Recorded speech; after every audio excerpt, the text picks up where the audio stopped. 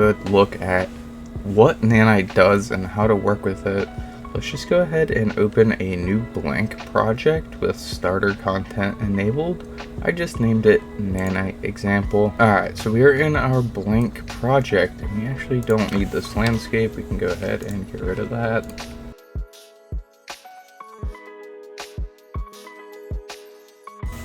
Okay, now we have a blank project with some lighting, a skybox, and all that good stuff. What we're going to need is a static mesh to work with. So let's grab one from Megascans because everybody will have access to that.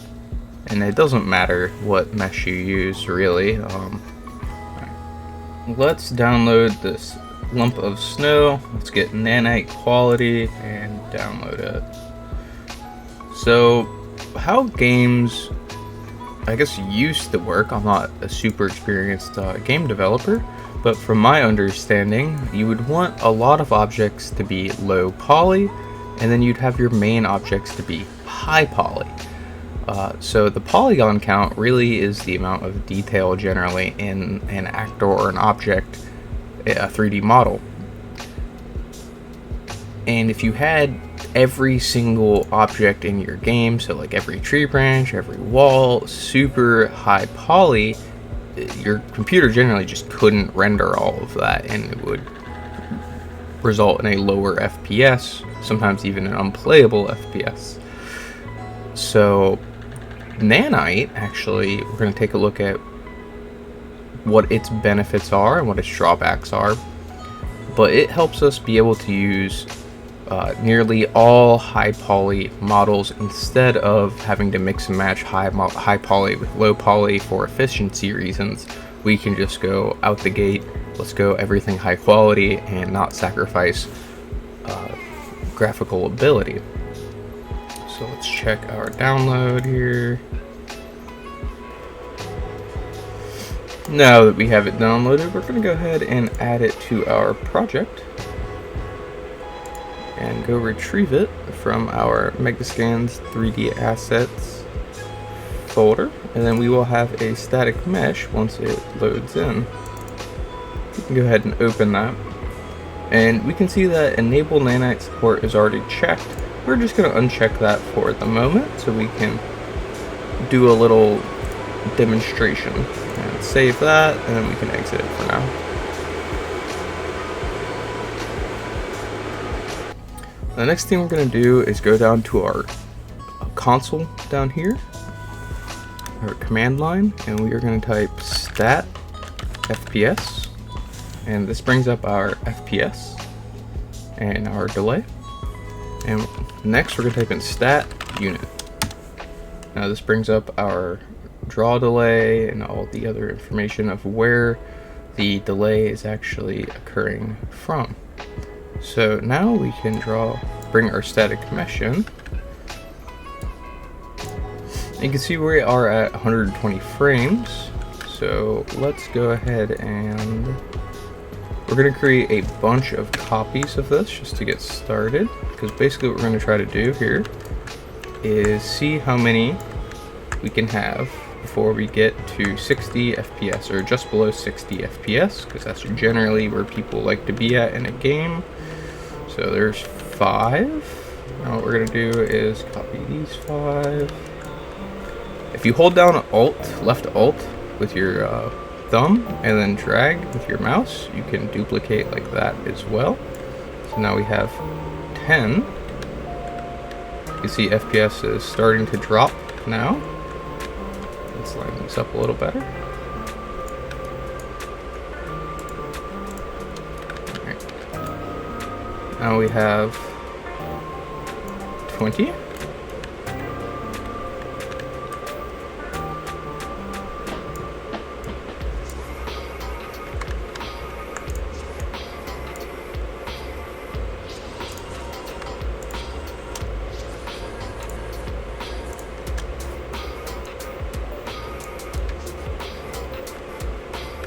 Alright, there's 20. So now we're going to take all of these. And it looks like we're already, let's get a little closer, 90. FPS. Let's duplicate them back. 40.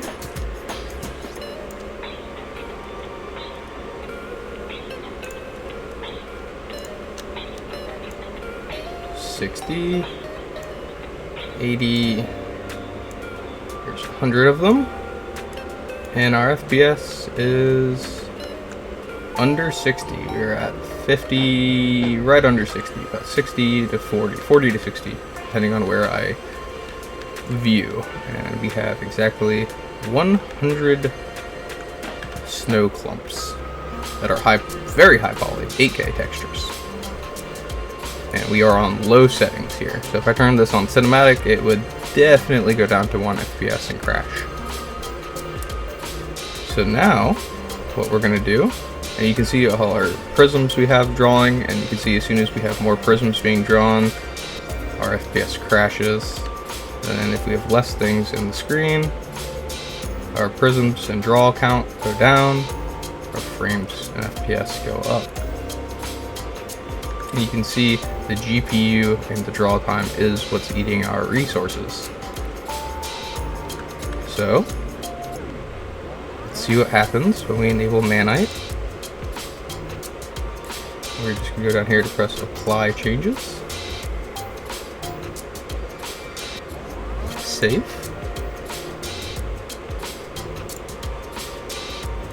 And we are back at 120 FPS. Almost locked at 120 FPS. So now what we're going to do, let's go to the top here, go all the way down to the bottom, get everything. We're going to right click these, and we are going to move it to, once we have them all selected, we're going to go to Move To, create new folder, and these will all be in this new folder. We're going to rename this to 100 snow clumps. Now we are going to just do this again. You can see it'll make a new folder. We have 100 snow clumps and then another 100 snow clumps over there. So now we have 200, 300, 400,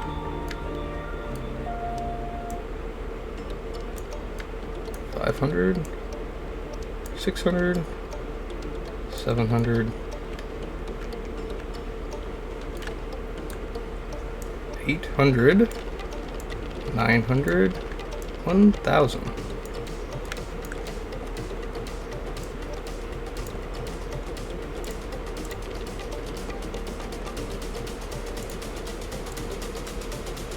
Now let's take all of our snow clumps, because we're still at 90 FPS here while recording.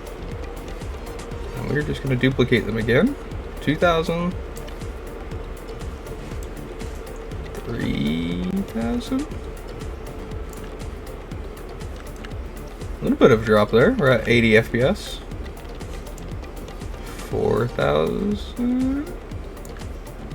Yeah. Oh, still at 80. 5,000.